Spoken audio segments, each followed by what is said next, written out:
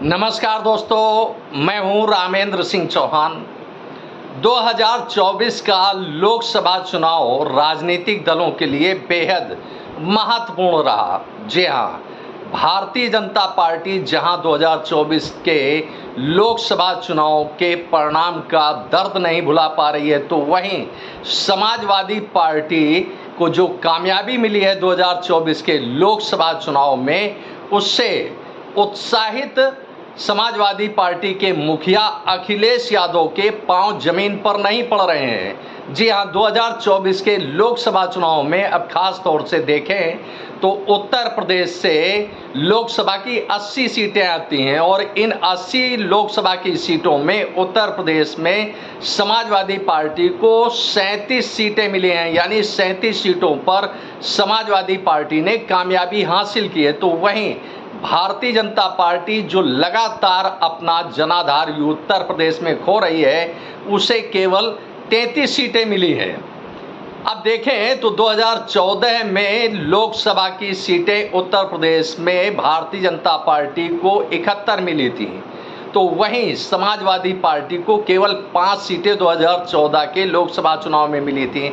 इसके बाद 2019 के लोकसभा चुनाव में एक बार फिर समाजवादी पार्टी को 5 सीटें ही मिली थी, वह भी 5 सीटें हैं जो उनके परिजनों को यानी मुलायम सिंह यादव कुनबा की थी, वही सीटें केवल समाजवादी पार्टी को मिल पाई थी। लेकिन 2024 के लोकसभा चुनाव में एक बार फिर समाजवादी पार्टी ने अपना झंडा बुलंद किया उत्तर प्रदेश में, और यूं कह सकते हैं कि समाजवादी पार्टी सबसे बड़ी राजनीतिक पार्टी बनकर उभरी है, क्योंकि उत्तर प्रदेश में समाजवादी पार्टी को 37 सीटें मिली हैं, या यूं कहें कि 37 सांसद जीते हैं उत्तर प्रदेश में समाजवादी पार्टी के।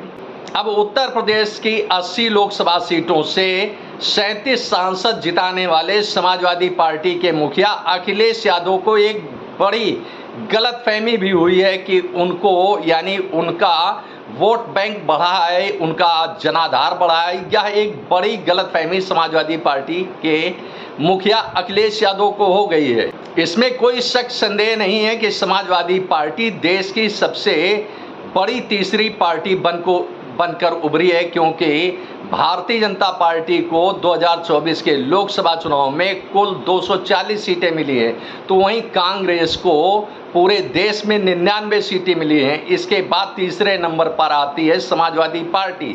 समाजवादी पार्टी को उत्तर प्रदेश से 37 सीटें मिली हैं। इस तरह से तीसरे नंबर की पार्टी बन गई है समाजवादी पार्टी पूरे देश में। लोकसभा सीटों के आधार पर गणना की जाए तो अब वैसे 2014, 2019 और 2024 का लोकसभा चुनाव परिणाम देखें तो 2014 में देश के प्रधानमंत्री नरेंद्र मोदी यानी भारतीय जनता पार्टी की एक बड़ी लहर देखने को मिली देश में। 2014 के लोकसभा चुनाव में भारतीय जनता पार्टी को पूरे देश में 283 सीटें मिली थी, तो वहीं उत्तर प्रदेश में जहां से लोकसभा की 80 सीटें आती हैं, वहां भारतीय जनता पार्टी को 71 यानी 71 सीट्स मिली थी। अब वैसे देखें तो उत्तर प्रदेश में जो 80 लोकसभा सीटों के परिणाम रहे थे, उनमें 71 सीटें भारतीय जनता पार्टी को मिली थी, तो भारतीय जनता पार्टी के सहयोगी राजनीतिक दल अपना दल को 2 सीटें मिली थी। इस तरह से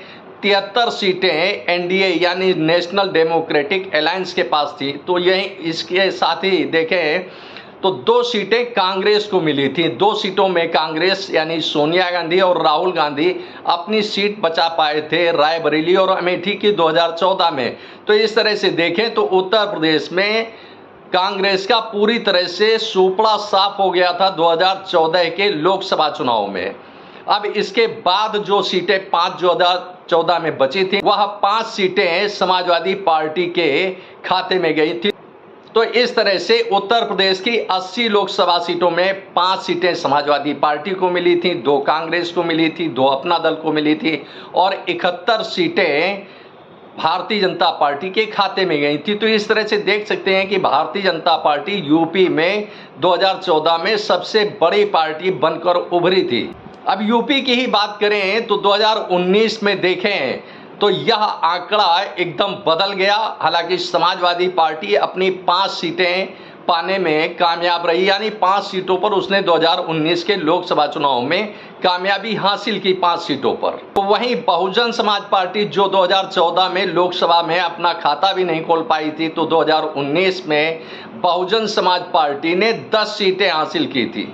तो वहीं जो भारतीय जनता पार्टी 2014 में 71 सीटें पा करके बड़ी कामयाबी हासिल की थी, जिसने मोदी लहर या यूं कहें कि भाजपा लहर में एक बड़ी कामयाबी हासिल की थी 2014 में भारतीय जनता पार्टी ने 71 सीटें हासिल करके। तो वहीं 2019 में भारतीय जनता पार्टी का यह आंकड़ा सिमट कर केवल 62 में पहुंच गया, यानी 62 सीटें भारतीय जनता पार्टी को मिली थी। तो अब इस हार का, इस पराजय का, इस जीत का, इस विजय पताका का, इसके पीछे क्या कारण रहे, इस पर एक नज़र डालते हैं, गौर करते हैं। तो देखें, भारतीय जनता पार्टी जो पहली बार कायदे से, एक तरह से कहें बुलंद नारे के साथ 2014 में लोकसभा चुनाव मैदान में थी, और भारतीय जनता पार्टी के सेनापति थे उस समय आज के केंद्रीय गृह मंत्री अमित शाह की तूती बोल रही थी उत्तर प्रदेश सहित पूरे देश में।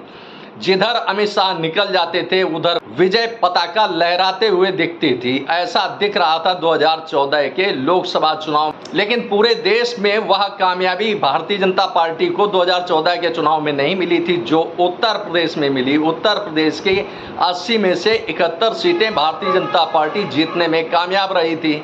तो भले ही भारतीय जनता पार्टी ने 2019 के लोकसभा चुनाव में पूरे देश में परचम लहराया हो और 303 सीटें हासिल की हो, लेकिन वही भारतीय जनता पार्टी उत्तर प्रदेश में 71 से सिमट कर 62 सीटों पर आ गई थी।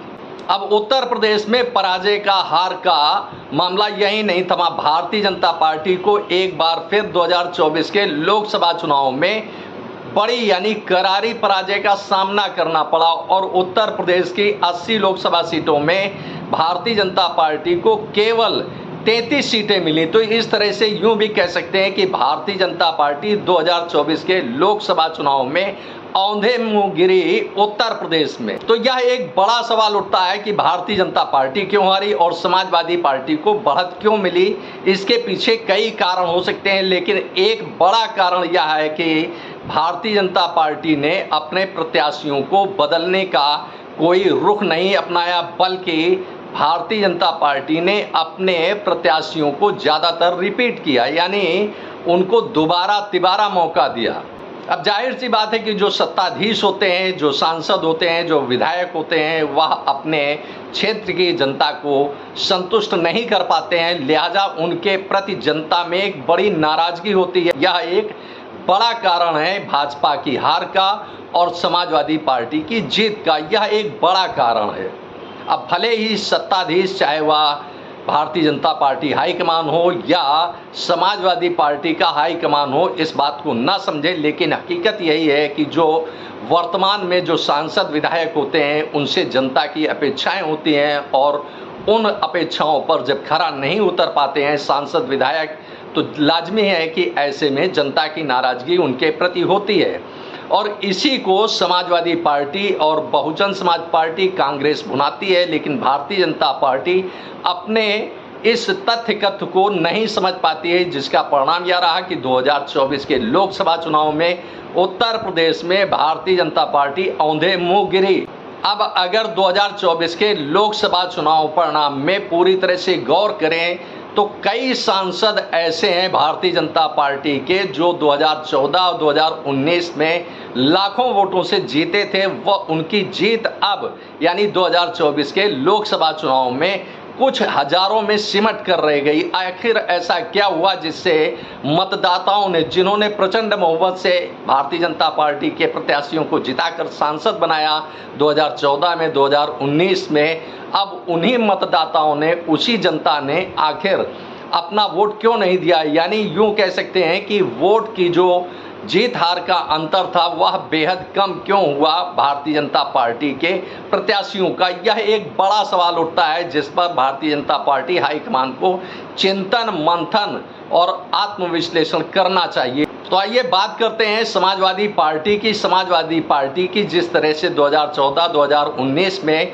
लोकसभा में 5-5 सीटें थीं, तो इस बार यानी 2024 के लोकसभा चुनाव में समाजवादी पार्टी को 37 सीटें मिली हैं। अब इससे समाजवादी पार्टी अति उत्साहित नजर आ रही है, यानी समाजवादी पार्टी के मुखिया अति उत्साहित हैं, उनके पांव जमीन पर नहीं पड़ रहे हैं। लेकिन अब अगर गौर करें तो देखें, समाजवादी पार्टी के मुखिया ने 2024 के लोकसभा चुनाव में पीडीए यानी पिछड़ा दलित अल्पसंख्यक का फार्मूला अपनाया और उसी आधार पर वह चले। लेकिन जिस तरह से समाजवादी पार्टी को 37 सीटों पर उत्तर प्रदेश में कामयाबी मिली है, उसके पीछे पीडीए हो सकता है एक बड़ा कारण हो, लेकिन एक बड़ा कारण यह भी था कि भारतीय जनता पार्टी से या भारतीय जनता पार्टी के प्रत्याशियों से जो नाराजगी थी, वह नाराजगी का जो वोट बैंक था वह सीधे कन्वर्ट हुआ अपोजिशन अलायंस के खेमे में, चाहे वह समाजवादी पार्टी हो या कांग्रेस हो। क्योंकि भारतीय जनता पार्टी के जो प्रत्याशी थे वह ज़्यादातर रिपीट हुए, कुछ अपवाद को छोड़ करके पूरे देश में या यूं कहें कि खासतौर से उत्तर प्रदेश में भारतीय जनता पार्टी ने अपने सभी प्रत्याशी रिपीट कर दिए, जिसका खामियाजा भारतीय जनता पार्टी को 33 सीटों पर संतोष करके भुगतना पड़ा। कांग्रेस, समाजवादी पार्टी, बहुजन समाज पार्टी ने 2024 के लोकसभा चुनाव में अपने प्रत्याशी पूरी तरह से बदल दिए। समाजवादी पार्टी ने केवल अपने परिवार को यानी मुलायम सिंह यादव कुनबा को छोड़कर सभी जगह अपने प्रत्याशी बदले, जिसका परिणाम यह रहा कि समाजवादी पार्टी को 37 सीटों पर कामयाबी मिली। अब भले ही अखिलेश यादव एक खुशफहमी में, एक गलतफहमी में जी रहे हों कि उनको मतदाताओं ने पसंद किया या उनका जो एजेंडा था पीडीए का उसको लोगों ने अपनाया, ऐसा नहीं है। खास यह है कि भारतीय जनता पार्टी के प्रत्याशियों से या भारतीय जनता पार्टी से जो नाराजगी थी वह एक वोट बैंक के रूप में कन्वर्ट हो गई और यही कन्वर्जन टूटकर समाजवादी पार्टी और कांग्रेस के पास गया। अब केवल उत्तर प्रदेश की ही बात करें तो उत्तर प्रदेश का मतदाता यह तो चाहता था कि देश के प्रधानमंत्री नरेंद्र मोदी तीसरी बार बने, यानी नरेंद्र मोदी एक बार फिर देश की कमान संभाले। लेकिन मेरा सांसद यानी जो मेरा संसदीय क्षेत्र है, उस क्षेत्र से जो भारतीय जनता पार्टी का प्रत्याशी है उसकी हार होनी चाहिए। एक बड़ा कारण समाजवादी पार्टी की जीत में यह भी रहा कि जो भारतीय जनता पार्टी के सांसदों से, भारतीय जनता पार्टी की रीति नीति से, भारतीय जनता पार्टी के कानून कायदे से जो नाराजगी थी, यानी सांसदों से जो नाराजगी थी, वो उसका लाभ सीधे सीधे समाजवादी पार्टी को मिला।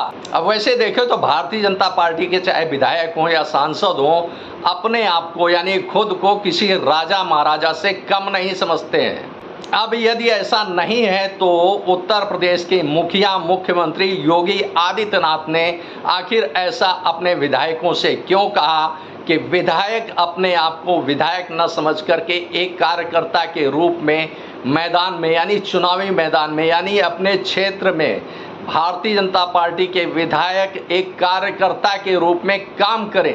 यदि भाजपा होश में आ गई तो कोई बड़ी बात न होगी कि 2027 के विधानसभा चुनाव में समाजवादी पार्टी के मुखिया अखिलेश यादव को मुश्किल का सामना करना पड़े। आपने इस वीडियो को देखा, आपको यह वीडियो कैसा लगा कमेंट बॉक्स में हमें अवश्य बताएं। वीडियो को शेयर करें। यदि आप हमारे चैनल पर नए हैं तो हमारे चैनल को सब्सक्राइब करें, जिससे हमारे आने वाले वीडियो, आने वाले नोटिफिकेशन आपको मिल सकें। दोस्तों, वीडियो को लाइक करना ना भूलें। आप लाइक करते हैं तो हमारा प्रोत्साहन होता है, हमारा मोटिवेशन होता है। आपने वीडियो को देखा, आपका बहुत बहुत धन्यवाद। Thank you. जय हिंद, जय भारत।